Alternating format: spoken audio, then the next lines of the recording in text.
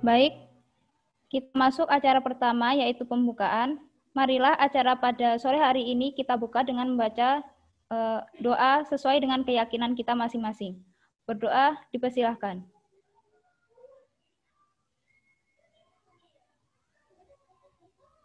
Berdoa selesai. Selanjutnya beranjak dari acara selanjutnya yaitu Kalam Ilahi untuk Saudari Nurul Hatimah S. Dipersilahkan.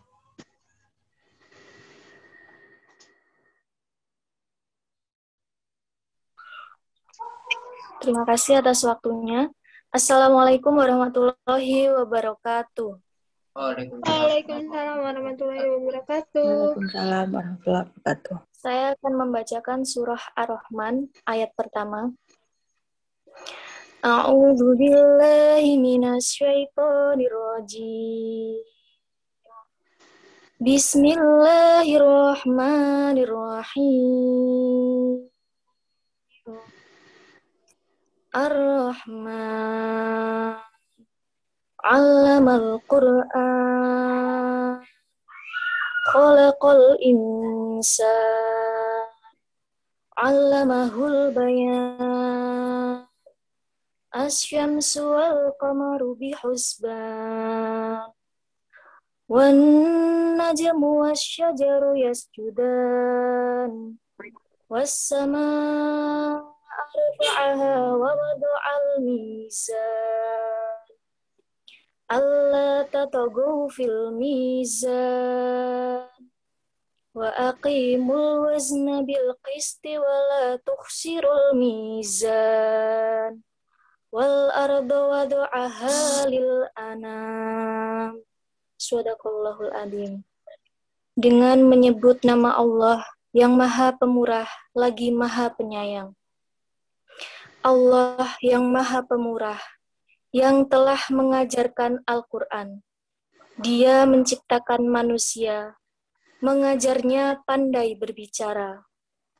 Matahari dan bulan beredar menurut perhitungannya, dan tumbuh-tumbuhan dan pohon-pohonan, kedua-duanya tunduk kepadanya.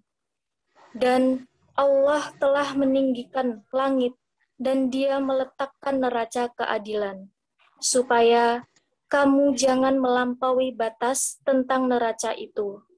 Dan tegakkanlah timbangan itu dengan adil, dan janganlah kamu mengurangi neraca itu. Dan Allah telah meratakan bumi untuk makhluknya. Maha benar Allah dengan segala firman-Nya. Wassalamualaikum warahmatullahi wabarakatuh.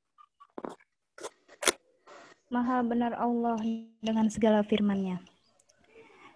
Selanjutnya, sambutan dari Ibu Andita. Waktu dan tempat dipersilahkan.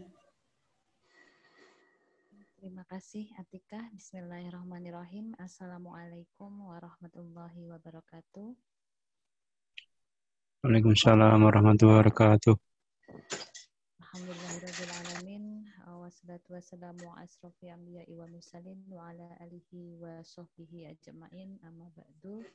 Segala puji bagi Allah yang telah melimpahkan nikmat dan karunia-Nya ya, sehingga kita bisa bertemu hari ini, sore ini, walaupun tatap mukanya hanya lewat layar gitu ya. Dan tidak lupa sholawat serta salam kita haturkan kepada Nabi kita Muhammad Shallallahu Alaihi Wasallam. Sebelumnya izinkan saya menyapa dan mengucapkan terima kasih pertama kepada narasumber kita pada sore hari ini, Ibu Zahro Farisna. Matur nuwun Bu Zahro sudah berkenan untuk hadir ya dan menyampaikan materi pada sore hari ini.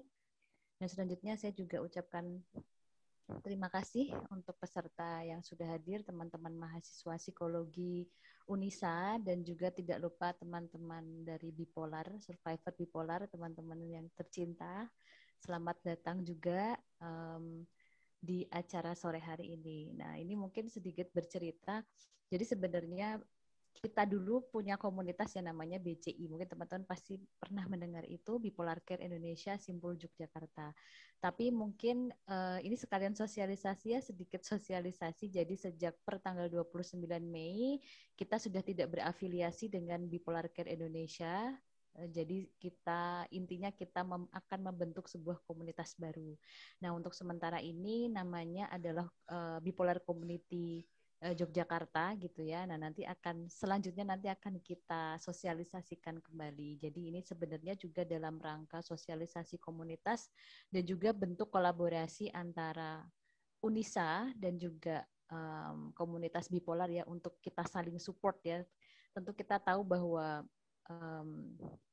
menjadi seorang bipolar ya, survivor bipolar itu memang tidak hanya survivor bipolar, sebenarnya semuanya pasti membutuhkan support ya, saling support. Kita membutuhkan rumah ya, rumah dalam tanda kutip, bagaimana kita bisa saling memberikan manfaat, kita bisa saling support, saling memberikan nasihat ya, saling memeluk, saling merangkul untuk bagaimana sih kita bisa tetap sehat jiwa dalam kondisi apapun, dalam menghadapi berbagai peristiwa apapun begitu.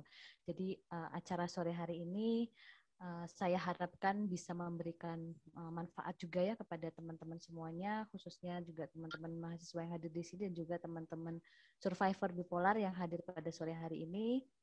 Semoga acara ini juga menjadi langkah kita ya. Ini sebenarnya acara pertama setelah kita tidak berafiliasi dengan BCI ya. Semoga ini menjadi langkah pertama kita untuk kedepannya nanti kita semakin maju, semakin solid ya, semakin memberi manfaat dan juga mendapatkan manfaat, saling memberi dan mendapatkan gitu ya manfaat, baik untuk kita sendiri khususnya dan juga bermanfaat juga untuk orang lain gitu.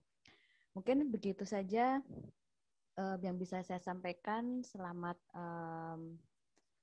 belajar ya, selamat belajar bareng ya mungkin ya, selamat belajar bersama. Semoga apa yang disampaikan nanti sama Bu Zahro bisa kita tidak hanya selesai sampai di kognisi saja ya, tidak hanya kita pikirin aja, nggak cuman kita renungi saja, tapi juga sebaiknya nanti juga bisa kita praktekkan agar kita bisa terus menjadi seorang pribadi yang lebih baik setiap harinya gitu.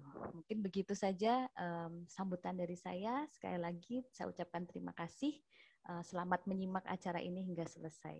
Oke, terima kasih. Assalamualaikum warahmatullahi wabarakatuh. Saya kembalikan kepada moderator kita pada sore hari ini, Atika.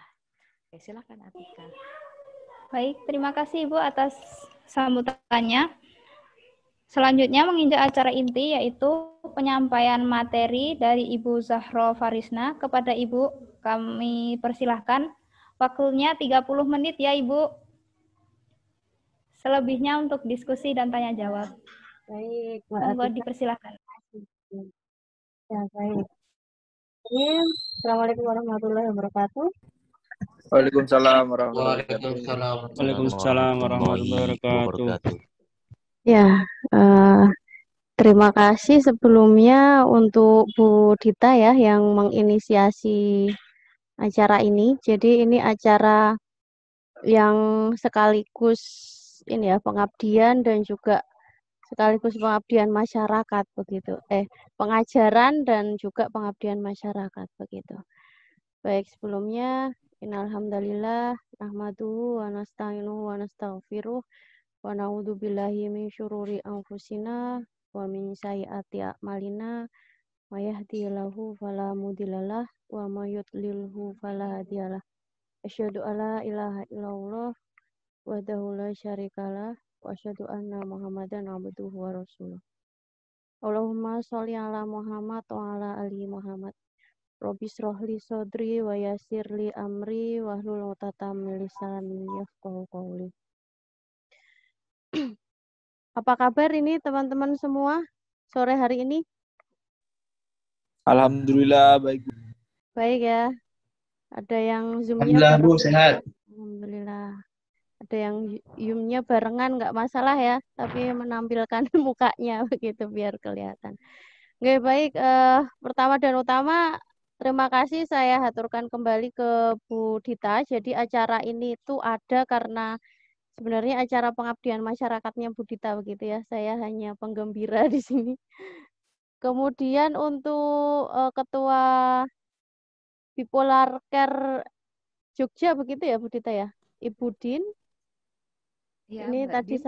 saya lihat juga sudah hadir di sini. Selamat sore ya. Dan juga teman-teman dari Survivor Bipolar, luar biasa ya semangatnya ikut hadir di sini. Dan juga teman-teman dari mata kuliah Psikologi Penyembuhan Islami, alhamdulillah juga sudah banyak yang hadir ini di sini. Kemudian tak lupa juga untuk mungkin Bapak Ibu dari luar ya, dari luar BCI maupun dari luar Unisa, atau mungkin dari luar Prodi Psikologi begitu. Ya, semoga sore hari ini kita bisa lebih menghangatkan diri ya di senja ini dengan mempelajari beberapa ini ya hasil-hasil penelitian tentu ya, dan nanti bisa kemudian mengaplikasikan dalam kehidupan kita sehari-hari begitu. Nah, di sini saya bukan seorang yang ahli ya teman-teman, hanya mungkin memang lebih concern di bidang ini begitu. Sebenarnya Bu Dita juga nggak kalah ya, hanya karena memang mungkin yang punya pengabdian jadi mungkin kurang nyaman kalau misalnya harus menyampaikannya langsung begitu. Baik teman-teman, mungkin saya share screen dulu ya. Nah, sambil saya share screen mungkin teman-teman ada bayangan nggak misalnya kita bicara mengenai terapi religi ini, yang terbayang itu di benak teman-teman apa kira-kira? Ruqyah. Apa, Mas Rizda ya? Oh iya. Oke. Bukan saya, Bu, tadi yang menjawab, bukan saya. Oh, siapa? Yang Rashid tuh. Rashid. Oh iya. Ya. Oke. Oke, ruqyah, Ruqyah dan kemudian macam-macam. zikir. Kalau saya zikir, ya. Zikir, Sama oke. sedekah juga bisa mungkin. Sedekah, oke. Kemudian apa lagi? Ada lagi mungkin? Sholat juga bisa. Sholat, oke. Banyak sekali ya, jadi sudah terbayang arahnya ke arah sana begitu. Nah, ini memang sebenarnya religi ini nggak harus Islam ya teman-teman. Di Psikologi Unisa itu ada beberapa yang non-Muslim begitu. Jadi untuk penerapan terapi religinya juga sesuai dengan agamanya ya. Saya tidak akan memaksa dengan religi keislaman begitu. Tadi soalnya ada yang tanya Jabri ke saya ya, kalau yang non-Muslim bagaimana begitu. Nah, oke. Nah, apa sih terapi religi begitu ya? Nah, ini terapi religi ini bisa diartikan sebagai pengobatan atau juga penyembuhan berdasarkan keyakinan kepada Tuhan dengan ajaran dan tuntunan yang diajarkan oleh agama. Jadi agamanya kan bisa beda-beda ya, tapi kalau mungkin kita di sini lebih dikhususkan ke Islam. Jadi kalau di dalam Islam itu Al-Quran adalah pedoman gitu ya bagi seluruh umat manusia. Itu menjelaskan bahwa setiap penyakit itu ada obatnya. Jadi setiap penyakit itu ada obatnya. Asal manusia itu mau bersyukur dan juga memahami setiap tanda-tanda kebesaran dari Allah gitu ya. Nah, tapi kadang kalau misalnya kita lagi down kayak gitu, kita ngerasa bahwa kok aku sakit nggak sembuh-sembuh ya gitu. Padahal mungkin sudah melakukan ritual-ritual keagamaan nih gitu kan. Mungkin ada yang seperti itu ya. Nanti kita bahas bareng ya. Nah, ini kemudian ada nanti beberapa ahli ya. Ini yang pertama ini dari Abernethy tahun 2000. Nah, ini kalau teman-teman mungkin yang mungkin sudah bimbingan skripsi ya. Kok ini tahunnya tua-tua Bu gitu ya misalnya. Enggak 10 tahun terakhir. Nah, ini karena kita berbicaranya mengenai pengabdian. Jadi tua itu tidak masalah, tapi nanti kalau bicaranya itu penelitian itu memang harus yang terbaru gitu ya untuk pembuktiannya gitu. Nah, ini justru membuktikan bahwa keagamaan ini sudah ada sejak lama gitu ya, tidak hanya 10 tahun terakhir. Nah, ini menurut Abernethy ini ada beberapa mekanisme keagamaan yang mana ternyata mempengaruhi kesehatan begitu. Jadi misalnya mengatur pola hidup individu itu dengan kebiasaan hidup sehat. Nah, ini contohnya ya teman-teman yang paling bisa kita rasakan tuh sebenarnya ketika puasa Ramadan ya. Kita memang digembleng ya di puasa yang sebulan penuh itu bahwa memang kita wajib gitu. Kita wajib menunaikan itu kecuali yang memang mungkin kalau wanita sedang berhalangan, mungkin kita sedang bepergian itu boleh gitu ya, tidak puasa atau mungkin hamil dan menyusui begitu. Nah, apa ya ini Zeldi dan kawan-kawan nih. Oke, nah ini contoh puasa ini kenapa kok jadi kebiasaan hidup sehat gitu ya. Banyak penyakit itu yang sumbernya itu dari perut gitu. Nah, ketika kita itu berpuasa kan kita makannya itu hanya ketika sahur dan juga berbuka ya, diatur gitu. Nah, ini ternyata juga membuat orang yang awalnya tuh mah ya, sakit mah gitu, harus minum obat mah, tapi ternyata ketika puasa dengan benar ya, dalam tanda kutip benar, itu ternyata justru tidak perlu lagi gitu minum obat mah itu. Padahal biasanya nggak minum obat mah itu udah sakit gitu ya perutnya. Atau mungkin sakit-sakit yang lain ya, sakit ulu hatinya misalnya. Nah, kemudian pola hidup yang menjadi kebiasaan hidup sehat ini juga misalnya ya disiplin waktu. Dengan misalnya menunaikan sholat itu 5 waktu dan itu kan ada waktunya ya. Apalagi kalau misalnya yang terbiasa menunaikannya itu di awal waktu gitu. Karena apa? Kita yang punya manajemen waktu yang baik itu secara mental juga akan mempengaruhi ya. Artinya kita akan menjadi pribadi yang lebih disiplin. Kemudian kalau kita punya cita-cita tuh ya timingnya tuh tepat gitu ya. Tidak kemudian kita punya angan-angan cita-cita tapi hanya sekedar mungkin kalau kalian suka, teman-teman mungkin suka menuliskan ya sekedar tulisan aja gitu misalnya. Tapi memang benar-benar ya ke arah sana gitu. Nah, kemudian memperbaiki persepsi ke arah yang positif. Nah, ini contohnya adalah ketika kita berdoa ya. Kita berdoa itu sebenarnya tidak hanya kita bicara kepada Tuhan gitu ya, tapi lebih dari itu kalau saya memaknainya adalah ketika kita berdoa itu maka perilaku kita itu akan ke sana, ke arah sana. Misalnya kita berdoa ya. Apa mungkin doa teman-teman semua?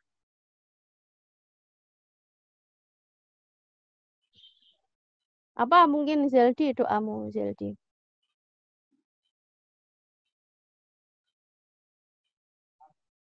Atau mungkin Mas Rizda ini yang kelihatan. Doa diilhamkan kecerdasan bisa mungkin. Diilhamkan kecerdasan. Oke, mungkin yang lain Mas Rizda? Doa mohon sehat bisa. Mohon sehat. Oke. Yang lain mungkin teman-teman? Ada lagi? Mohon kesuksesan, Bu. Kesuksesan. Oke. Nah, ini contoh-contoh yang saya kira bagus ya, diilhamkan kecerdasan gitu ya. Maka perilaku kita ya mengarah kepada ya kita belajar gitu ya. Biar pinter gitu, biar cerdas gitu. Kemudian mungkin sehat gitu. Ya kita berperilaku hidup yang sehat gitu karena apa? Doa kita ke situ gitu. Dan doa itu juga tidak semata-mata kita hanya apa? Mungkin setelah sholat kemudian ya memang baiknya berdoa gitu ya. Tapi bukan itu gitu poinnya. Memang kita itu butuh gitu loh. Kita itu butuh sandaran, kita butuh Gusti Allah gitu di sini. Jadi ini kemudian memperbaiki persepsi ke arah yang positif karena kita kemudian yakin bahwa doa kita itu akan dikabulkan begitu. Nah, kemudian yang selanjutnya adalah memiliki cara penyelesaian masalah yang spesifik. Jadi ketika kita tadi sudah bisa mengatur pola hidup dengan kebiasaan hidup sehat, kemudian kita memperbaiki persepsi kita gitu ya ke arah yang positif, kemudian kita punya cara penyelesaian masalah itu yang khusus gitu ya. Karena kita yakin bahwa ya setiap masalah itu pasti ada solusinya. Nah, ini yang keempat kemudian juga ada kaitannya ya dengan nomor 2 tadi, poin 2. Memperbaiki persepsi ke arah yang positif itu juga artinya kita mengembangkan emosi yang positif juga begitu. Dan kemudian mendorong kita itu kepada kondisi yang sehat. Jadi sehat di sini itu tidak hanya jiwa aja gitu ya, tapi juga fisik gitu. Karena keduanya itu saling berkaitan gitu. Nah, terapi religi atau psikoterapi religi ini tidak hanya digunakan untuk sebenarnya menyembuhkan gangguan jiwa gitu ya, tetapi juga digunakan untuk membantu mempertahankan dan mengembangkan integritas jiwa gitu ya, keutuhan jiwa kita. Jadi kita sebagai seorang manusia itu dapat tumbuh secara sehat dan kemudian mampu menyesuaikan diri lebih efektif terhadap lingkungan di mana kita berada begitu. Nah, kemudian kenapa kok terapi religi ini penting untuk dibahas begitu? Yang pertama adalah karena potensi religius masyarakat Indonesia ini cukup tinggi sebenarnya. Tetapi pemanfaatannya, praktek agamanya itu sebagai modalitas terapi gitu ya, secara formal ya. Kalau secara informal mungkin banyak ya praktek-prakteknya.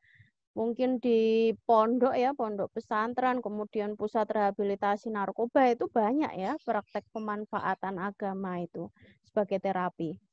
Nah, tetapi kalau secara formal kan saya tuh ngelihat ya browsing jurnal itu juga tidak sebanyak mungkin yang terapi-terapi konvensional ya. Nah, ini ternyata belum dimanfaatkan dengan optimal begitu.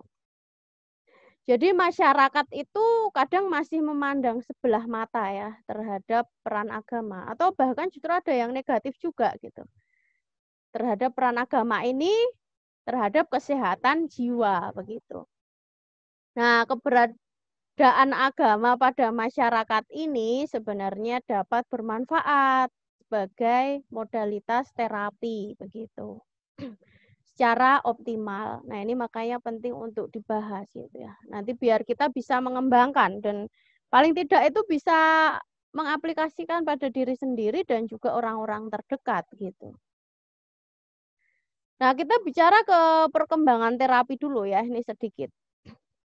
Jadi, pemahaman individu ya, terutama mungkin kalangan ahli terhadap sebab terjadinya gangguan jiwa itu terus berkembang. Jadi upaya penyembuhannya itu juga menyesuaikan dengan etiologi atau sebabnya. Kalau pada abad ke-15 dulu itu gangguan jiwa dianggap akibat dari guna-guna atau gangguan setan gitu atau roh jahat. Nah, karena itu kemudian penyembuhannya itu juga dengan cara mengeluarkan setan itu gitu ya atau roh jahat itu dari tubuh dengan cara mungkin membaca mantra gitu. Kemudian juga mengeluarkan darah gitu ya dari tubuh pasien. Nah, kemudian pada pertengahan abad 20 ini para ahli, nah ini para ahlinya itu lebih ke ateis ya. Jadi memandang agama itu merupakan sisi negatif terhadap kesehatan jiwa. Contohnya ini ya, contohnya Sigmund Freud yang menganggap agama itu adalah sebuah ilusi gitu dan membahayakan gitu bagi manusia. Nah, pada tahun 1980-an itu peran budaya, spiritual dan keagamaan ini kemudian mulai mendapatkan perhatian. Nah, ini kemudian kita bicara ya peran agama bagi manusia dan juga kondisi fisik psikisnya. Nah, para ahli itu ada yang mengemukakan ya bahwa ada 3 hal yang dapat dialami pada orang beragama itu menurut Islam. Jadi ada iman, Islam, dan ihsan. Jadi orang yang beriman itu akan berperilaku lebih baik karena sesuatu yang mereka kerjakan itu didasari rasa rela demi kemuliaan Tuhan gitu. Misalnya kita menolong orang gitu ya. Kita tuh sedang mungkin juga nggak ada uang gitu ya, tapi kok mau ya kita menolong orang misalnya. Nah, ini karena mungkin kita ada iman gitu ya. Jadi apapun itu didasari rasa rela. Kemudian kita kok mau misalnya bangun malam-malam untuk tahajud misalnya. Ini kan juga sesuatu yang didasari rasa rela gitu ya, demi kemuliaan Tuhan gitu. Jadi agama ini punya makna penting karena iman ini dapat berfungsi sebagai penghibur ketika duka, kekuatan batin saat menghadapi situasi-situasi yang sulit, kemudian memicu semangat dan harapan karena doa yang kita panjatkan, merasa aman karena dilindungi Tuhan, tegar dalam menghadapi masalah karena ada petunjuk melalui firman-firman-Nya ya, dan juga hadis. Dan menjaga moral serta berperilaku baik itu sesuai yang dicontohkan oleh Rasul-Nya begitu. Nah, ini ada seorang yang tokoh ya, Candler ini tahun 2003 menyatakan bahwa orang dengan komitmen agama yang tinggi ternyata ketaatan terhadap norma sosialnya juga tinggi. Ia juga menemukan bahwa terdapat korelasi atau hubungan yang negatif signifikan antara skor religiusitas dan perilaku antisosial. Artinya kalau religiusitasnya tinggi, maka perilaku antisosialnya menjadi rendah begitu ya. Ahli yang lain ini mengemukakan bahwa orang yang tingkat religiusitasnya tinggi, kualitas hidupnya juga tinggi. Jadi tercermin dalam hubungan sosial dengan masyarakat yang baik, keberadaannya juga dapat diterima dengan baik oleh masyarakat di sekitarnya.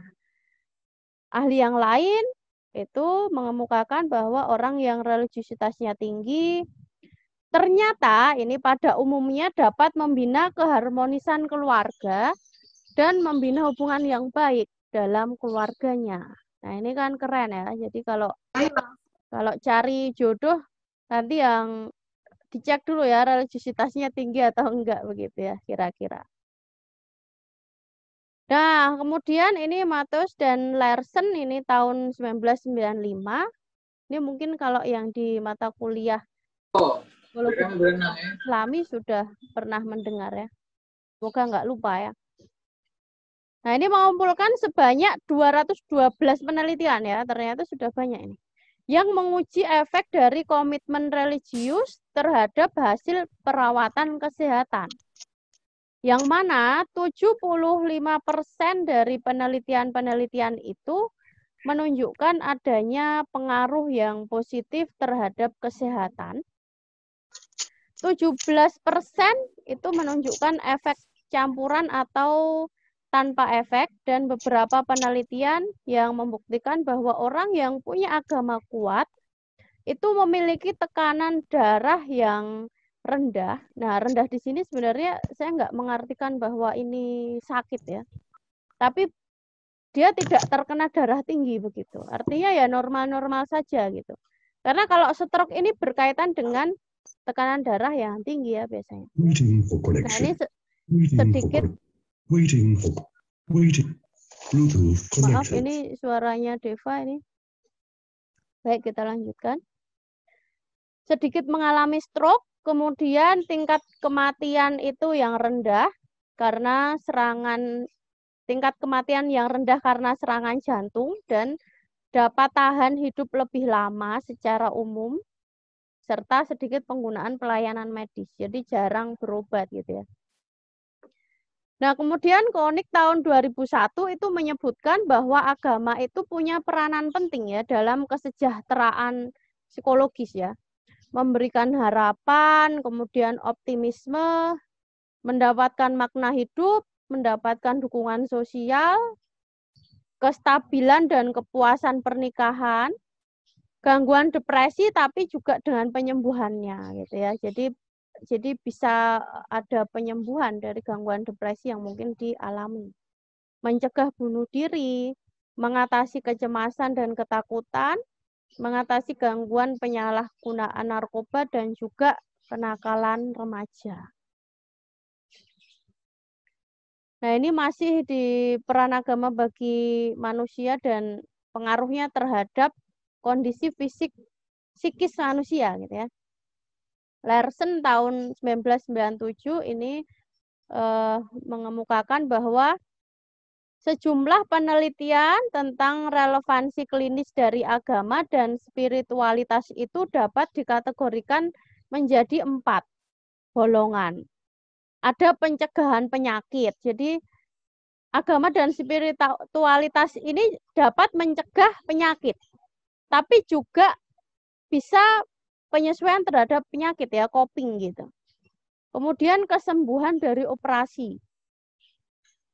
Kemudian juga meningkatkan hasil pengobatan. Jadi pengobatan itu juga tetap nggak berhenti gitu ya, tetapi dengan cara adanya atau kita menerapkan terapi dari terapi religi ini kemudian bisa meningkatkan hasil pengobatan gitu. Nah, agama dan spiritualitas ini ternyata berfungsi banyak sebagai suatu usaha preventif dalam bidang kesehatan. Gardner itu menemukan bahwa agama itu dapat menjadi faktor protektif yang sangat kuat untuk mencegah tindakan bunuh diri ya. Kemudian Saudia ini menemukan bahwa 96% pasien itu menggunakan doa untuk mengatasi stres ketika menghadapi operasi bedah jantung. 97% itu mengatakan bahwa doa sangat membantu menghadapi situasi itu. Nah, pada pasien yang mempunyai kanker kandungan, ternyata 91% itu mengatakan bahwa agama membantu mereka memiliki harapan. Nah, pada kanker payudara juga pada pasiennya itu ditemukan bahwa 88% menganggap bahwa agama merupakan faktor yang sangat penting ya dalam hidup mereka. Oxman ini menemukan bahwa 37 pasien itu yang menganggap dirinya sangat religius, ternyata tidak ada satupun yang meninggal dunia setelah 6 bulan menjalani operasi itu ya bedah karena jantung. Nah, Harris ini menemukan pada pasien yang menjalani transplantasi jantung bahwa resipien ya atau penerima yang sangat kuat agamanya dan melakukan banyak aktivitas keagamaan ini ternyata memiliki kondisi fisik dan psikis yang lebih baik. Mereka lebih sedikit memiliki kekhawatiran terhadap kesehatannya. Jadi agama dan spiritualitas ini juga membantu proses terapi, nggak hanya psikis tapi juga fisik gitu. Nah, Prom ini menemukan bahwa pasien depresi yang menerima terapi yang berorientasi pada agama ini punya depresi yang lebih rendah dan penyesuaian klinis yang lebih baik dibandingkan dengan pasien yang menerima terapi biasa. Baik. Masih 15 menit ya. Nah, dengan adanya pengkajian dan pembangunan spiritualitas dan juga agama di bidang medis ini, pada akhirnya para ahli itu menyadari ya pentingnya faktor tersebut itu untuk diperhitungkan dalam praktek maupun penelitian-penelitian kesehatan. Para ahli itu menyebut agama dan spiritualitas itu sebagai faktor yang terlupakan. Atau ini sebenarnya faktor keyakinan gitu ya, faktor keyakinan yang kadang terlupakan gitu. Nah, sebuah lembaga survei di Amerika ini menyebutkan bahwa peranan agama yang demikian kuat itu ternyata mampu menurunkan biaya pengobatan di Amerika. Diketahui bahwa bukti pengaruh agama terhadap kesehatan ini sangat kuat untuk diabaikan begitu saja. Jadi memang sangat penting gitu ya. Nah, ini hasil-hasil penelitian lainnya. Ini penelitian-penelitian baru ya. Kalau yang Andriani lakukan ini terapi religius yang dipakai itu membaca Al-Quran, zikir, sholat, dan doa. Ternyata terapi ini berguna membantu seseorang memahami diri sendiri, mengetahui sumber masalah dan kesulitannya, kemudian memberikan perspektif positif terhadap masa depan, dan juga membantu menentukan langkah untuk meningkatkan motivasi hidup. Kemudian Zulkarnain dengan terapi sholatnya ya. Jadi terapi sholat itu memiliki fungsi preventif terhadap penyakit dan gangguan jiwa. Sholat itu punya dampak efektif penyembuhan, salah satunya itu terhadap stres. Peran sholat bagi kesehatan itu ada 4 aspek ya, 4 aspek terapeutik. Ada aspek olahraga di situ ya. Jadi kita itu kalau sholat, kalau bahasa Jawanya tuh nggak hanya jengkang-jengking gitu ya. Kita ruku kemudian sujud, balik lagi gitu ya, berdiri. Tidak hanya itu, gitu. Tapi ada olahraga gitu di situ. Ada meditasi gitu ya. Jadi ketika doa-doa dalam sholat itu kita pahami maknanya ya, tidak hanya sekedar ritual, tapi kita juga tahu ya artinya apa, itu bisa menjadikan meditasi ya. Kemudian autosugesti, nah ini jelas ya, karena apalagi mungkin teman-teman yang sudah diajari dari sejak kecil ya, bahwa memang sholat itu wajib, sudah ditanamkan dari sejak kecil. Nah ini otomatis sugestinya positif ya, kalau kita sholat, kemudian hal-hal baik terjadi, kita sudah mencegah perbuatan keji dan mungkar dan sebagainya. Kebersamaan ini jika sholatnya dilakukan berjamaah ya, apalagi mungkin di tempat-tempat ibadah ya, bisa di masjid, bisa di musola begitu. Nah, dari peran ibadah sholat tersebut itu mampu mengatasi permasalahan kehidupan yang dialami subjeknya dari Pak Zulkarnain ini, sehingga menjadi pribadi yang sehat begitu. Nah, ini ada beberapa penelitian lainnya ya. Di tahun 2018 ini terapi religi melalui zikir dapat menjadi solusi yang sangat cocok bagi pasien penderita gangguan jiwa. Kemudian muslimah ya, tahun 2020 ini juga terapi zikir ya. Tapi kalau ini penelitiannya itu di pondok ya, di pondok pesantren. Jadi terapi zikir mampu meningkatkan kesehatan mental pada santri yang didasari dengan penuh keyakinan kepada Allah. Para santri itu merasakan ketenangan, kesejahteraan, dan mampu menyesuaikan diri terhadap lingkungan. Berkurangnya rasa cemas, menerima keadaan diri, serta santri lebih rajin dalam beraktivitas dan juga ibadah. Nah, ini juga berdasarkan preliminary ya, atau penelitian awal, bahwa di santri itu yang menjadi tempat pengambilan data Bu Muslimah ini, santrinya itu kadang merasa cemas, kemudian belum bisa menyesuaikan diri terhadap lingkungannya, kemudian belum bisa menerima diri gitu ya, dan kurang rajin gitu dalam beraktivitas dan juga beribadah, mungkin karena santri baru gitu. Nah gitu saya kira teman-teman semua, Bapak Ibu,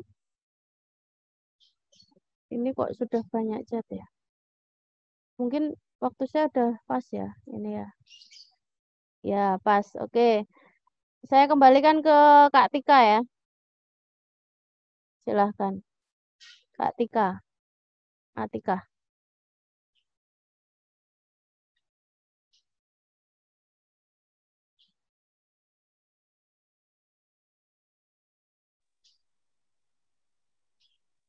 Ini saya ke Atika dulu atau langsung ya diskusinya? Monggo Bu Zahra, Gimana Bu nanti Dita? bisa diskus sama Atika, tapi tadi udah ada nih Atika.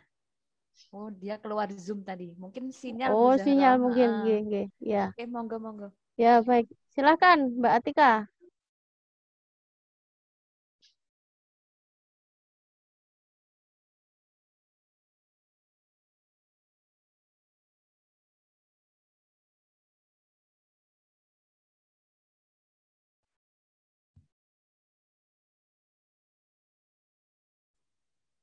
Kayaknya keluar lagi ya ini Bu Zahra Atika.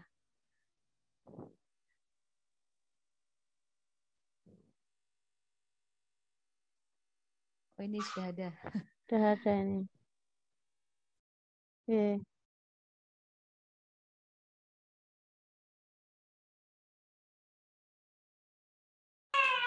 Baik, maaf tadi sedikit ada gangguan di jaringan. Terima kasih Bu Zahro atas materi yang sangat luar biasa di sore hari ini. Untuk acara selanjutnya kita buka diskusi ya, diskusi dan tanya jawab. Apakah di sini teman-teman ada yang mau bertanya langsung, secara langsung? Dipersilahkan.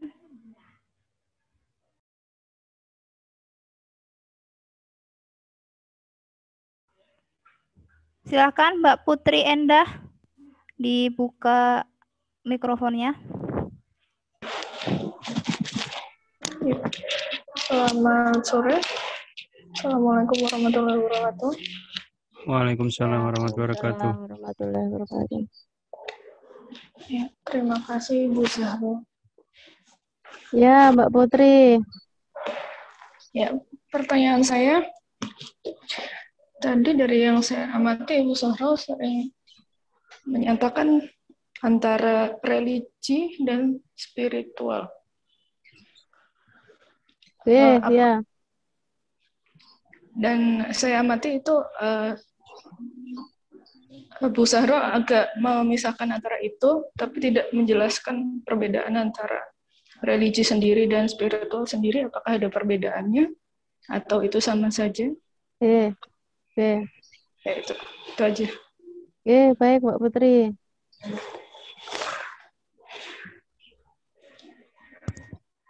Sekalian saja Mbak Atika mungkin 3 penanya langsung ya.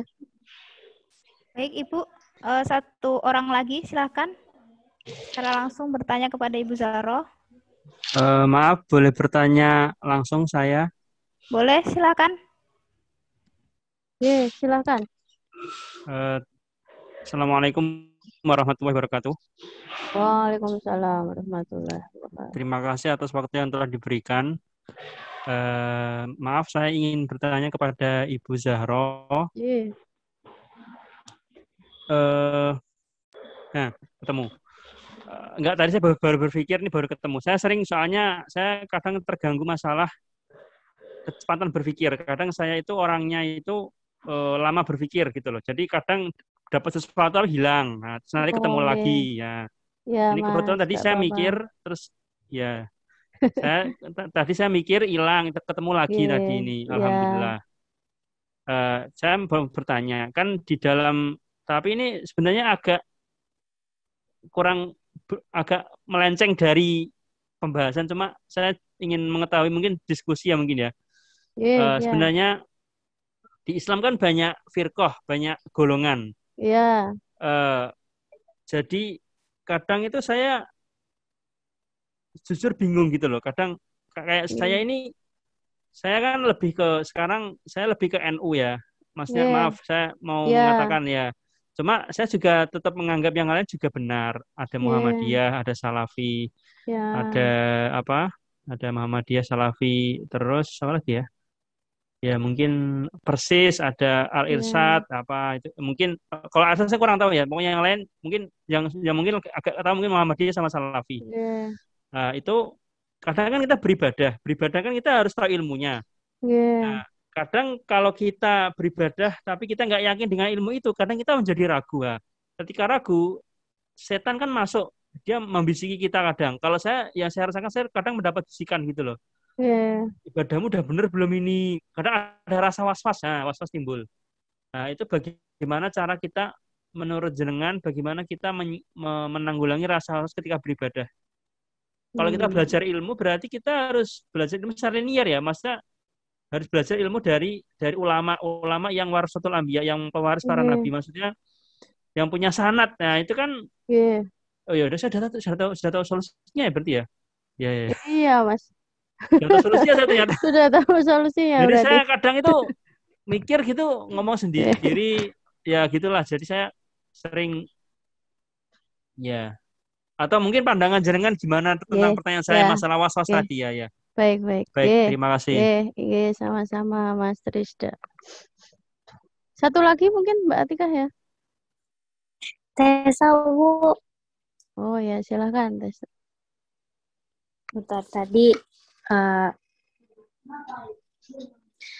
Tessa mau nanya kan, tadi Ibu ada bilang nih, kalau misalkan orang ada yang sakit emah, terus pas puasa gitu kan, dia malah nggak perlu obat lagi gitu karena puasanya itu udah benar dan baik. Nah, pertanyaan Tessa di sini itu puasa yang benar dan baik itu seperti apa gitu loh. Terus juga tadi kan Ibu bahasnya masalah agama itu keyakinan kita buat ngobatin diri sendiri atau bahkan pengobatan lainnya untuk orang lain. Nah, yang kayak orang-orang kesurupan kayak gitu kan Bu ya, kan itu ada yang pakai agama Islam dianya bisa sehat, ada yang pakai agama lain dia bahkan bisa sehat. Jadi fungsinya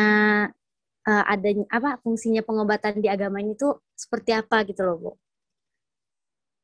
Ini untuk yang Tessa yang jadi pertanyaanmu yang dua kedua. Gitu.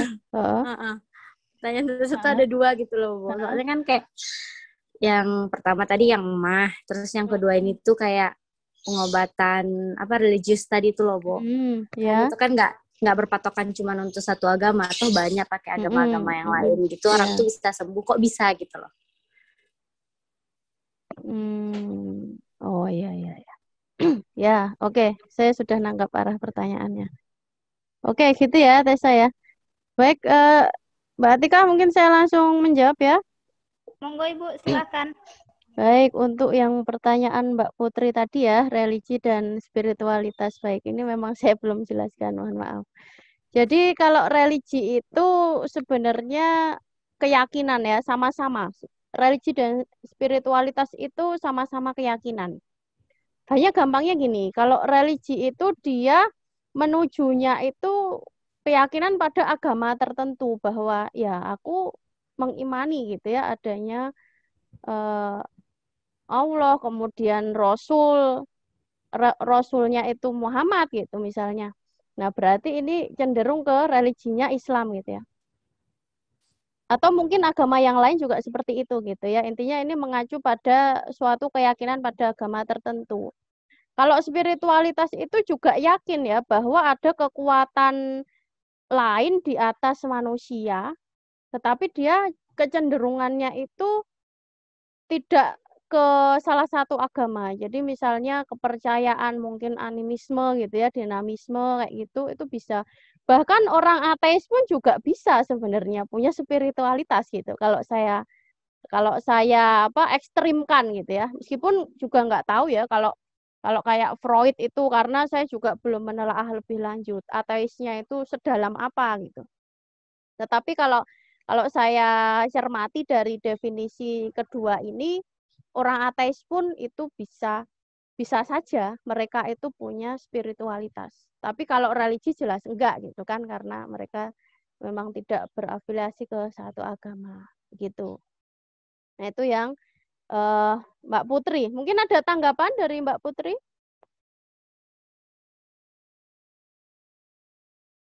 Cukup mungkin ya? Ya. Gimana Mbak Putri, ada tanggapan? Jadi perbedaannya di situ ya Bu ya? Iya.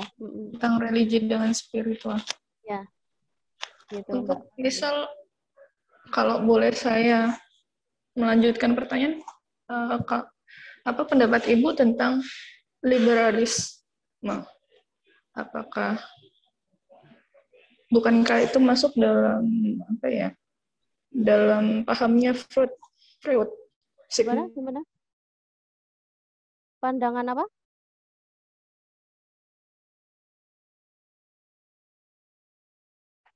Malah terputus ya sepertinya.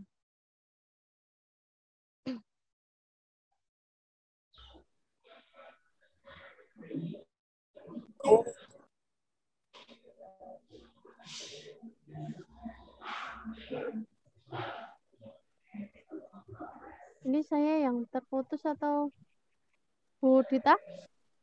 Ya, Bu Zahra barusan masuk lagi kayaknya tadi keputus deh. Oh ya. Tentang Oke. liberalisme, Bu. Liberalisme ya. Padahal setahu saya liberalisme itu ideologi, Bu, bukan semacam teologi. Iya, betul ya. Teologi Setahu saya kan, juga nggih. itu Betul, ideologi gitu. Jadi Nggih. mau ya mau di belahan dunia manapun ya nggak nyangkut teologi lah. Nggih, betul. Nggih. Ini saya juga tadi mikirnya ke situ karena ini mohon maaf ya, mungkin agak kalau dikaitkan dengan religi dan spiritual kok kayaknya agak jauh gitu ya. Nggih. Oh gitu ya. Tapi Iya, mungkin begitu, Mbak kalau maaf saya ingin menambahkan, boleh? Iya. Mungkin kalau liberalis kan mungkin kalau di Islam ya mungkin ada Islam liberal, tapi mungkin bukan ke arah sana. Cuma saya ingin menambahi kalau ada liberal berarti ada Islam liberal, mungkin seperti itu. Oh Tapi iya, kan, kalau itu. Tapi kalau ini menyangkut teorinya Freud kok saya agak ini ya enggak. iya. Karena tadi ini ya ke arah Freud. Freud sepertinya tidak membahas itu gitu. Oh tidak ya. Oke. Iya. Itu Mbak Putri ya? Iya. Mungkin oh iya, beda-beda. Yuval Noah Harari. Oke, baik. Saya ke pertanyaan Mas Rizda tadi yang ternyata sudah terjawab semua ya. Keren ya Mas Rizda.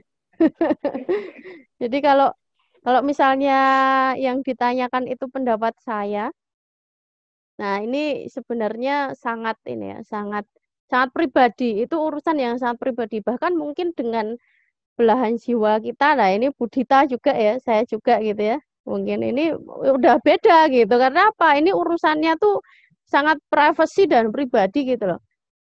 Berhubungan juga dengan kita itu dididiknya di wilayah mana gitu ya. Meskipun mungkin itu juga akan bisa terpengaruh oleh lingkungan gitu. Tapi kalau saya sendiri itu memang lebih condong mungkin ke Muhammadiyah ya. Ini juga di Aisyah gitu kebetulan. Nah, itu juga melalui sebenarnya banyak ini ya proses yang saya alami gitu, perjalanan spiritual gitu.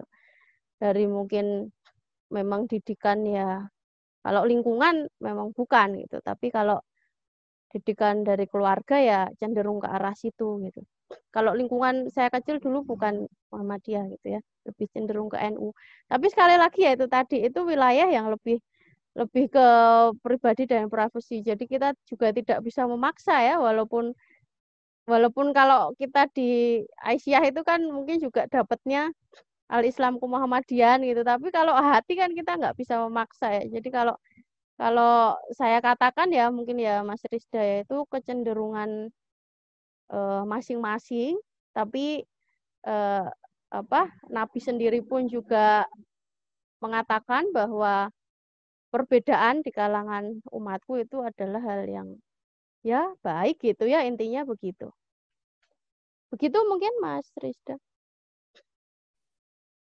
Maaf, mau menambahkan lagi. Saya juga agak penasaran nih juga tentang masalah sholat. Dulu itu apa ya? Saya kadang tuh masih mencari kenapa kok saya masih sampai di titik ini, sampai di dalam posisi ini ya. Maksudnya emang perjalanan saya panjang gitu loh.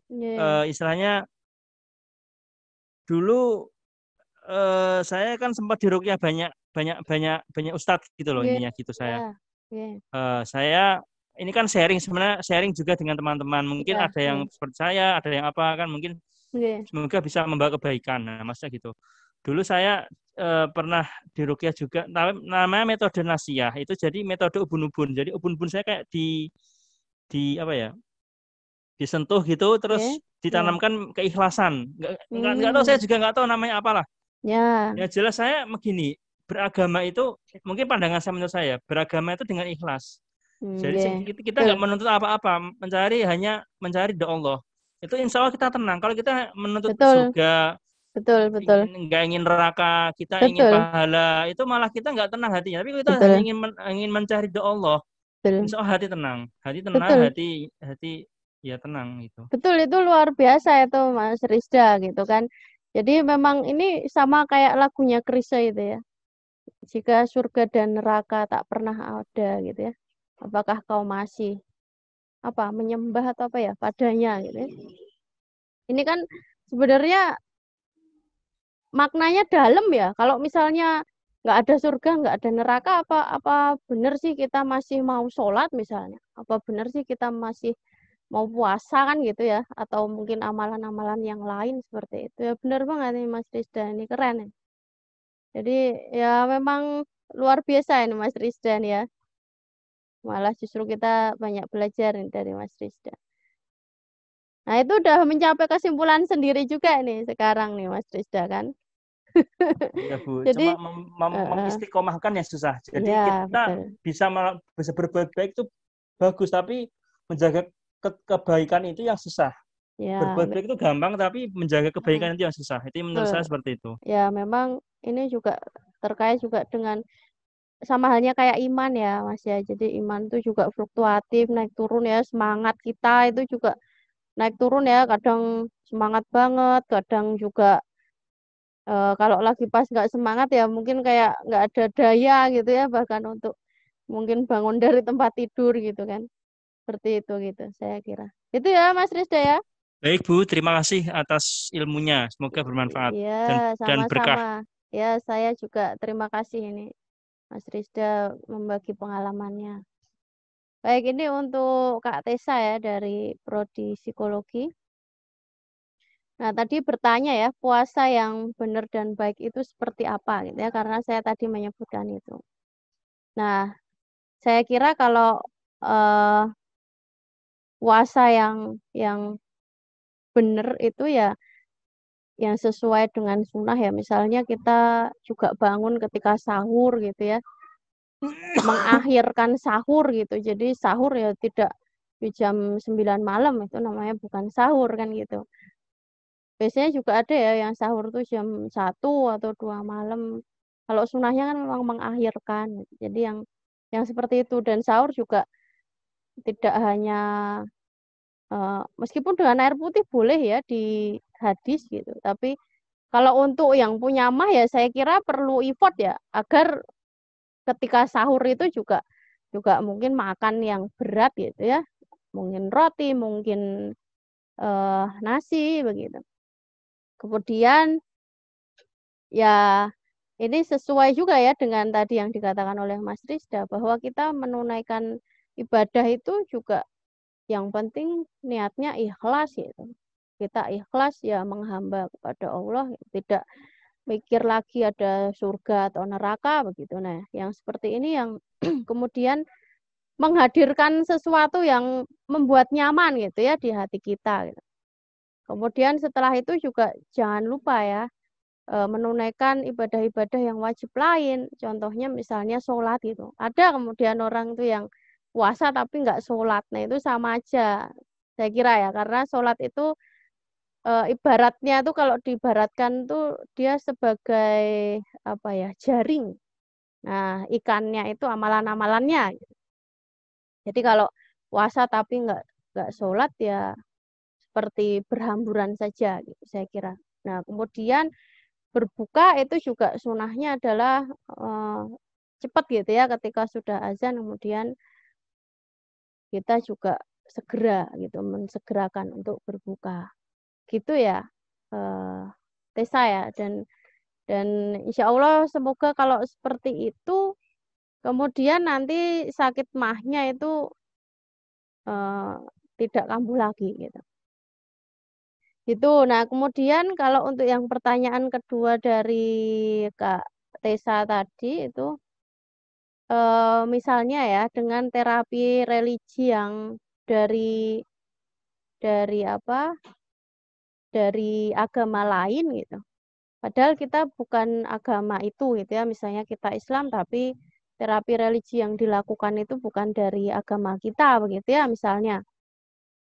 Nah, sebenarnya kalau menurut saya tuh gini ya, prinsipnya itu setiap agama tuh sebenarnya mengajarkan kebaikan gitu. Tetapi memang yang kalau kita orang Islam kan yang disempurnakan memang agama Islam gitu ya. Ini mohon maaf ya bagi yang beragama bukan Islam gitu. Nah, makanya kemudian yang ada di agama lain itu juga ada gitu ya di agama kita. Bahkan nabi-nabinya itu juga nabi-nabi kita gitu ya. Misalnya Nabi Isa dan lain-lain gitu. Nabi-nabi sebelum Nabi Muhammad. Nah, kalau misalnya terapi religi yang dilakukan itu kemudian terapi religi yang sifatnya kalau dalam Islam tuh ibadah gitu ya, misalnya sholat atau misalnya baca Al-Quran, tetapi itu diperuntukkan bagi kaum non-muslim gitu. Nah, itu kira-kira gimana? Kalau saya sendiri kok agak kurang nyaman juga ya, gitu. Nah, tapi kebalikannya ya, kalau misalnya kita sebagai orang Islam, kemudian kita melakukan terapi religi tapi bukan agama Islam, itu rasanya gimana? Kan kita juga kurang nyaman juga ya, gitu. Jadi ini berkaitan dengan akidah ya, kalau ini ya. Jadi yang kita, fondasi kita itu, gitu. Jadi ya memang kalau menurut saya, kalau misalnya Kak Tessa kan juga Islam ya, jadi yang diterapkan juga yang Islam saja gitu. Itu saya kira mungkin saya kembalikan ke Mbak Atika. Silahkan. Baik Ibu, terima kasih. Apa ada tanggapan lagi? Mau menambahkan boleh? Oh, silakan. Oh iya silakan Mbak Tessa dulu aja, Mbak Tessa silakan. Ya silakan. Bentar Bu, tadi ya Tessa tuh masih kayak bingung gitu ya Bu ya, kayak misalkan kan agama ini dijadikan pengobatan atau segala macam gitu kan ya Bu ya. Jadi kayak peran agama nih apa sih? Soalnya kan juga orang pakai agama ini bisa sembuh, orang pakai agama yang ini juga bisa sembuh. Apalagi kayak kesurupan itu apa benar iya adakah? Soalnya kan kayak di agama apapun kesurupan itu ada dan pengobatannya menurut agama masing-masing dan itu memang benar-benar pure mereka jadi sembuh. Apa ini cuman sebagai persepsinya aja? Jadi kayak perannya agama ini cuman dipersepsikan aja bahwa agama ini baik, terus jadinya orang-orang berpikir bahwa dengan agama ini mereka jadi sembuh. Jadi kayak semua itu dipermainkan oleh persepsi aja. Ya nggak sih Bu atau gimana? Oh gitu Tessa ya. Kalau setahu saya kalau misalnya kesurupan itu memang mungkin di semua agama ada ya itu ya. Di psikologi juga ada ya Bu Dita ya. Itu masuk di gangguan trans kalau nggak salah ya. Ada di PPDKJ itu.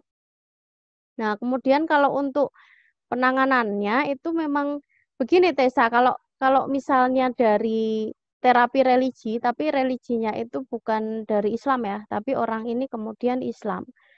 Itu mungkin juga bisa gitu. Tetapi kan religinya itu bukan sebuah ibadah ya saya kira ya.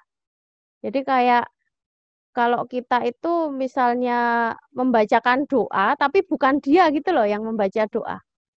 Itu kan juga bisa ya karena jin itu juga miliknya Tuhan kan gitu. Jadi dia juga punya agama itu jin itu. Tapi kan untuk penanganan biar jin itu keluar gitu ya, kesurupan itu kan sebenarnya ada yang jin yang masuk ya ke tubuh. Itu kan bisa beda-beda, bahkan tidak hanya dengan terapi religi ya. Dulu itu saya pernah ikut ini terapi bukan terapi ya, teknik bela diri kebatinan itu loh. Itu juga bisa loh itu mengeluarkan jin dari orang yang kesurupan itu. Nah, itu bahkan kalau dari yang orang yang religius ada yang menganggap bahwa itu itu sebenarnya apa ya? Mungkin menganggap itu bid'ah, mungkin menganggap itu ada campur tangannya jin itu sendiri gitu yang membantu. Nah, itu juga banyak perdebatan gitu saya kira. Jadi intinya adalah kalau misalnya yang dilakukan itu tidak terkait dengan ibadahnya mereka, itu tidak masalah gitu Tessa. Jadi itu bisa bisa gitu dilakukan. Ini sebenarnya bukan sekedar persepsi ya, tapi ya memang bisa gitu. Wong sebenarnya kan yang saya katakan tadi ya, semua agama itu kan mengajarkan kebaikan begitu. Niat baik, niat kita tulus ya Tuhan juga akan membantu gitu. Itu ya Tessa ya. Iya ya, Bu. Makasih ya, Bu. Ya, sama-sama. Baik, terima kasih Ibu Zahra atas jawaban-jawabannya. Mohon maaf untuk Mas Muhammad Rizda, bergantian dulu dengan Mas Randi. Silakan tuh Mas Randi untuk pertanyaannya.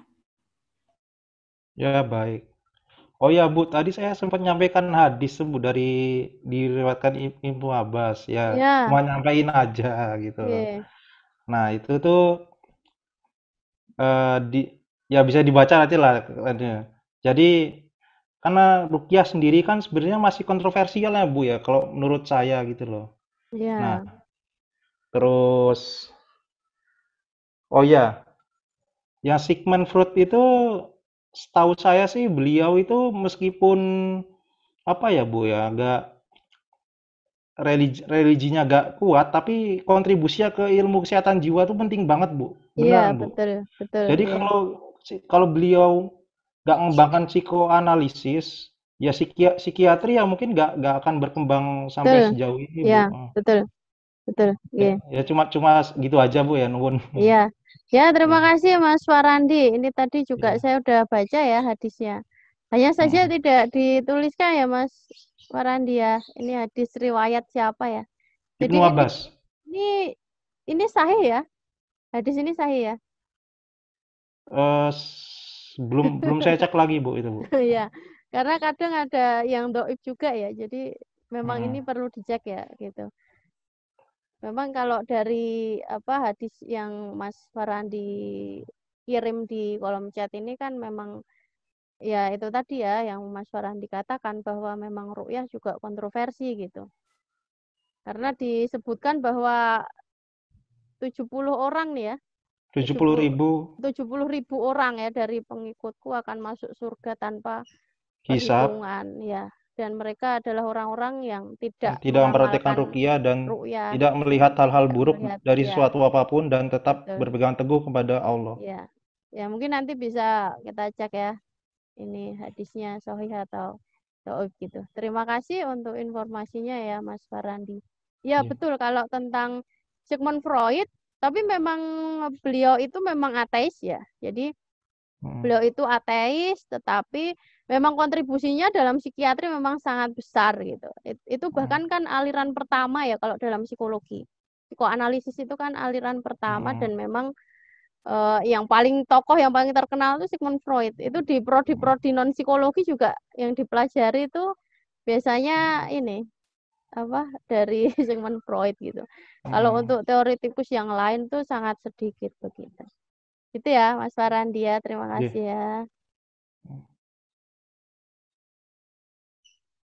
Saya kembalikan ke Mbak Atika. Baik Ibu, ini tadi ada pertanyaan dari teman kita, namanya Faiza. Jadi saya dibacakan ya Bu. Saya terkejut dengan penelitian Matthew and Larson yang mengkaitkan agama dengan kesehatan. Saya nggak setuju dengan penelitian tersebut. Ibu, saya religius, tapi dicoba dengan sakit hipertensi dan stroke yang penyebabnya bukan karena agama. Sedih aja tahu ada penelitian tersebut. Sekian. Oh iya. Ya baik. Ya Mbak Faiza ya. Mbak Faiza mungkin ada. Masih ada di sini. Ya, kalau untuk ini tadi memang salah satu hasil penelitian ya. Nah, ini hanya salah satu hasilnya. Jadi ada beberapa hasil yang lain gitu ya. Saya kira begini ya, Mbak Faiza ya, bahwa penelitian itu kan juga tidak harus disamakan ya dengan kondisi kita.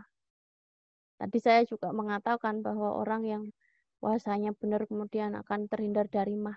Itu belum tentu juga gitu loh, kondisi kita itu akan seperti itu gitu semuanya. Nah, ini kalau Ibu Mbak Faiza juga religius, itu Pak di saya juga sama ya, religius, tapi juga stroke gitu.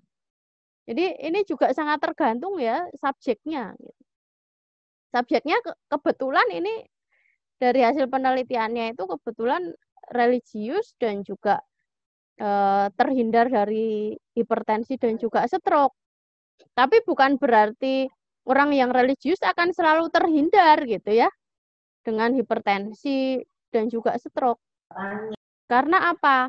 Karena mungkin beliau atau mungkin juga orang-orang yang religius tapi kena hipertensi dan stroke ini terhindar dari sakit-sakit yang lain begitu. Tidak harus kemudian sama gitu. Karena ini kan juga tergantung karakteristik subjeknya seperti apa gitu ya. Meskipun kalau penelitian kuantitatif kan bisa di apa generalisir ya, bisa digeneralisir, bisa digebiah-uyah gitu ya kalau bahasa Jawanya. Tapi bukan berarti jangan sedih ya Mbak Faiza ya. Bahkan ya itu tadi yang saya katakan. Pak di saya itu juga orang yang religius, juga orang yang kalau saya lihat ikhlas gitu ya. Seperti tadi yang dikatakan Mas Rizda tadi. Ikhlas kemudian rimo gitu. Tapi bisa nyatanya stroke gitu. Jadi jangan sedih karena penelitian tuh pasti ada errornya gitu. Mungkin diterapkan ke subjek ini oke gitu. Diterapkan ke subjek yang itu belum tentu gitu. Seperti itu ya Mbak Faiza ya. Semoga Mbak Faiza masih mendengarkan ini biar nggak sedih lagi. Itu saya kembalikan ke Mbak Atika. Baik Ibu, ini pertanyaannya saya dahulukan karena sudah waktu sholat maghrib. Katanya kalau kelewat itu sayang banget. Saya bacakan ya Bu. Oh iya. Terkait hubungan agama dan kesehatan spiritual, tadi sempat tersinggung tentang ateis atau orang yang tidak menganut agama. Pernah saya baca tentang penelitian di beberapa negara yang memiliki masyarakat tidak beragama. Ada narasi bahwa orang yang memiliki tidak beragama karena merasa agama adalah penghambat hidupnya dan tidak beragama menjadikannya bahagia. Yang kemudian memunculkan tesis bahwa orang bahagia bisa menghantarkannya kepada rasa tidak perlu memiliki agama. Contohnya ketika merasa berhasil dengan karir atau pencapaiannya di dunia. Dia merasa bahagia, maka dia berpendapat bahwa semuanya adalah hasil dari usahanya. Saya minta pandangan atau pendapat dari kasus seperti ini, Ibu. Baik, ya baik. Ini sangat berkaitan dengan sebenarnya kalau awal itu kan memang kita itu tergantung dari orang tua kita ya atau lingkungan terdekat kita. Boleh jadi kita tidak dibesarkan oleh orang tua ya lingkungan yang membentuk kita itu gitu. Kalau misalnya kita itu tidak dibesarkan di lingkungan agama Islam, yakin nggak teman-teman tuh masih beragama Islam itu? Kan mungkin belum tentu gitu ya. Nah, ini juga sama ya dengan apa yang ditanyakan siapa ini tadi Mbak Sri Wahyuni ya? Mbak Wahyuni ya, S Wahyuni. Jadi kenapa kok orang itu bisa menjadi ateis dan menganggap bahwa agama itu justru menjadi penghambat? Ya ini sebenarnya salah satunya dialami sendiri ya oleh tokoh-tokoh psikologi. Banyak gitu tokoh-tokoh psikologi itu yang ateis gitu. Nah, ini tidak beragama itu menjadikan bahagia. Karena apa? Ya, mungkin kalau menurut mereka justru agama itu kan sebenarnya kayak pagar ya. Kita tuh kan dipagari ya. Mungkin ke sana nggak boleh, ke situ nggak boleh. Misalnya orang berzina tuh menurut agama kan nggak boleh. Tapi kalau di luar negeri sana kan malah justru menghambat gitu. Terpagari gitu. Kita jadi bergeraknya itu nggak enak gitu. Karena apa? Wong kita mau mencoba mungkin dalam tanda kutip ya, mohon maaf, mungkin berhubungan seksual aja harus menikah dulu gitu. Misalnya. Nah, tapi kalau orang yang ateis kan ya pengennya bebas gitu. Agama tuh hanya menghambat gitu. Nah, ini kaitannya dengan ya fondasi dasar yang pola didikan orang tua ini tadi gitu saya kira. Atau kalau misalnya tidak di apa dibesarkan oleh orang tua ya orang yang pertama kali itu membesarkan kita itu siapa gitu ya kan ada orang ya yang mungkin dibesarkan oleh mungkin simbahnya gitu atau mungkin di panti itu juga kan bisa begitu. Itu ya saya kira ya karena orang yang beragama itu kan memang dibatasi ya. Kita pengen surga ya dibatasi harus sholat misalnya harus puasa zakat dan sebagainya gitu ya kalau mau tambahan ya misalnya dengan puasa Senin Kamis misalnya dengan sholat duha atau misalnya dengan tahajud kan gitu misalnya seperti itu jadi ya memang mungkin yang menjadi pola pikir orang ateis ya karena menghambat itu karena serba terbatas itu tadi gitu ya. Saya kembalikan ke Mbak Atika. Baik Ibu, terima kasih atas jawabannya. Ini ada pertanyaan lagi di kolom chat dari Sally Angelina. Kebanyakan orang yang tetap bertahan menurut saya juga karena ada faktor agama. Seperti misalnya ada keinginan individu tersebut untuk bunuh diri, namun karena memikirkan dosa jadi tidak jadi. Jadi menurut saya memang agama berperan penting, Bu. Walau saya masih kurang nyaman memiliki agama, tapi saya rasa banyak jiwa bisa selamat karenanya. Oke, ini dari Mbak Sally ya. Ya, saya kira untuk kalimat-kalimat awalnya sangat bagus ya. Hanya ada kalimat yang masih kurang nyaman memiliki agama ini. Mungkin kalau misalnya bisa diskusi lebih lanjut 4 mata, saya mau ya. Gitu saya kira. Baik Ibu, terima kasih. Dari saya sebagai moderator mau bertanya juga Bu. Gimana sih Bu? Oh ya, silakan. Ya, mungkin cara kita istiqomah supaya kita itu lebih tenang gitu loh, bisa menenangkan hati dengan terapi religi ini Bu. Lebih istiqomahnya praktiknya seperti apa gitu. Ya, kalau untuk istiqomah ini memang PR ya saya kira ya. Jadi biar kita bisa tetap stabil tapi dalam kebaikan kan gitu ya. Seperti halnya tadi yang sudah saya bilang ya Mbak Tika ya bahwa iman itu juga fluktuatif ya, naik turun. Semangat kita juga naik turun gitu. Nah, kalau misalnya kadang tuh kan kita kemudian turun ya. Misalnya biasanya rajin gitu ya mengamalkan ibadah-ibadah ritual gitu. Kemudian kok jadi males gitu. Tapi kadang kemudian kepentok masalah gitu ya. Nah, kemudian kalau kepentok masalah itu terus kita melipir ke jalan yang benar lagi gitu. Nah, kalau saya kira kalau misalnya untuk mengistiqomahkan itu sama halnya ketika kita punya cita-cita dan ditulis atau digambar.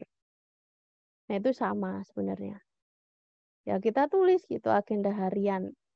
Ibadah ritual yang mesti kita lakukan, ibadah mahdoh, goiru mahdoh kayak gitu ya, mesti kita lakukan. Misalnya sedekah gitu ya, dikumpulkan dulu nggak apa-apa gitu ya, misalnya habis sholat subuh itu atau sebelum sholat subuh gitu ya, misalnya dikumpulkan dulu. Nanti kalau udah kekumpul berapa, nanti kita kasihkan ke orang-orang yang lebih membutuhkan, misalnya kayak gitu.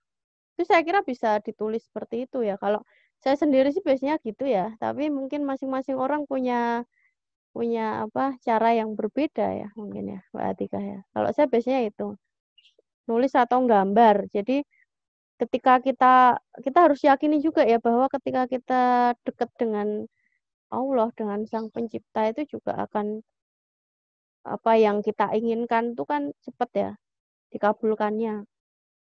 Contohnya aja ya, misalnya kalau kita tuh membaik-baiki orang tua misalnya, atau membaik-baiki siapa ya, mungkin dosen ya atau siapa.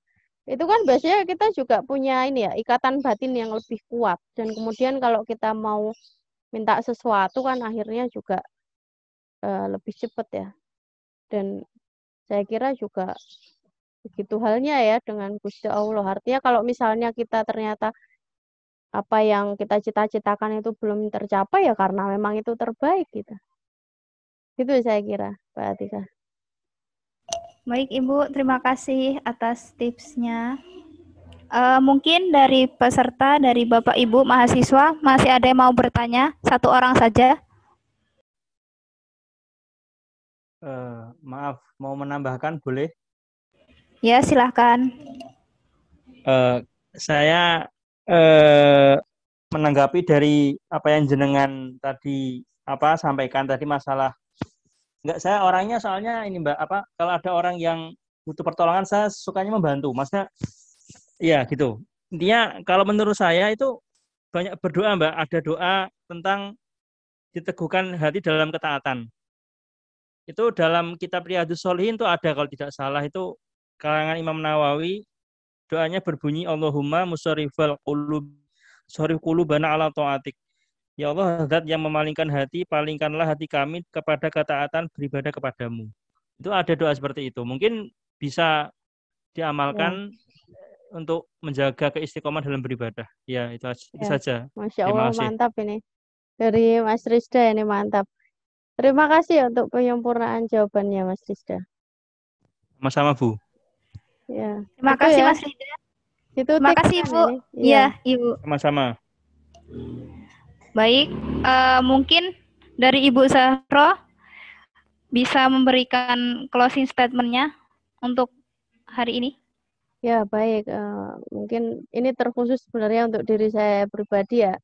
Mari kita amalkan ya terapi-terapi religi ini untuk kehidupan kita sehari-hari. Jadi kalau misalnya kita melakukan ritual itu tidak hanya itu sekedar ritual gitu, tapi dicari maknanya agar kesehatan jiwa kita lebih baik dan meningkat gitu ya.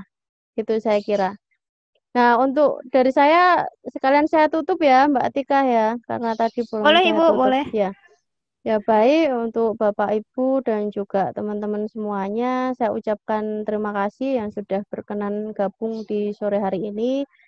Semoga di kesempatan sore hari ini kita semua mendapatkan banyak ilmu, banyak manfaat ya, berkah untuk kedepannya dan kita bisa mengaplikasikan terutama di kehidupan kita sehari-hari dan kemudian nanti di orang-orang terdekat dan juga orang-orang terdekat yang butuh pertolongan gitu ya. Bismillah, semangat berbagi kebaikan. Saya mohon maaf atas segala kekurangan, tapi semoga banyak manfaat yang didapatkan dari sore hari ini. Ya, terima kasih sekali lagi kepada Bu Dita, Bapak Ibu, dan juga teman-teman semua. Saya akhiri dulu. Wassalamualaikum warahmatullahi wabarakatuh. Saya kembalikan ke warahmatullahi wabarakatuh. Terima kasih Bu Zahro untuk hari ini. Terima kasih Bu. Terima kasih Bu. Ya, sama-sama teman-teman. Baik, sekalian saya akan membacakan kesimpulan dari acara kita pada sore hari ini. Terapi religi ini merupakan pengobatan atau penyembuhan atas keyakinan kepada Tuhan dengan ajaran dan tuntunan yang diajarkan oleh agama. Kalau di Islam kan ada Al-Quran. Tentunya terapi ini tidak hanya berlaku untuk Islam saja, namun di luar Islam juga sangat banyak sekali tentunya terapi-terapi yang bisa dilakukan sesuai dengan ajaran agamanya. Nah, apabila seseorang itu memiliki manajemen waktu yang baik, tentunya dia akan memiliki mental yang baik pula. Berbagai penelitian telah membuktikan tentang terapi religi ini, dan salah satu peran agama serta yang dapat mendongkrak dari kondisi fisik itu salah satu penelitian yang menyatakan bahwa mereka yang memiliki religiusitas tinggi maka memiliki kesehatan fisik yang juga tinggi gitu. Intinya mereka jarang sakit. Seperti itu. Jadi kesimpulan dari saya cukup singkat dan sebelum ditutup kita foto bareng ya. Bisa on cam semua enggak? Kita foto dulu bareng-bareng.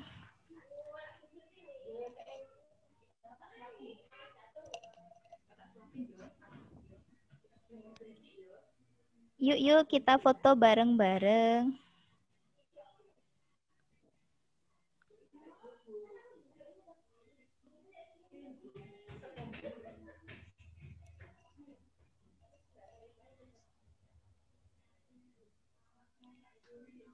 Masih ada nggak nih yang mau buka kamera? Nah, itu kan kelihatan cantik gantengnya kalau dibuka kameranya. Ini Mbak Atika tuh yang mau foto? Ya, Ibu. Oh ya. Kayak ngomong sama layar ya Bu Zahro kalau nggak ada orang. Iya. Baik, slide 1. 1, 2, 3.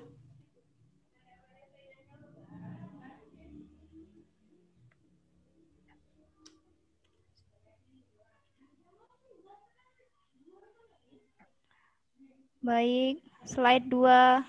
Ini nggak ada yang mau on cam nih, slide 2 nih.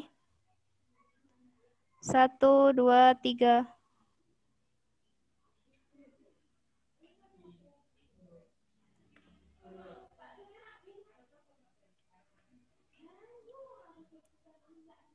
Slide 3. 1, 2, 3.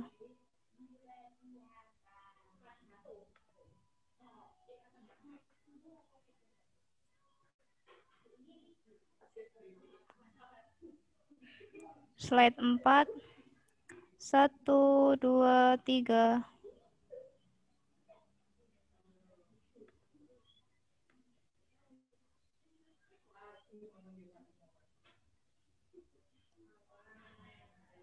Oke, sudah semua Ibu? Ya, Mbak Tika. Terima kasih untuk Bu Zahro untuk hari ini. Materinya sungguh luar biasa. Terima kasih juga untuk semua teman-teman mahasiswa dan teman-teman dari Community Bipolar Jogja.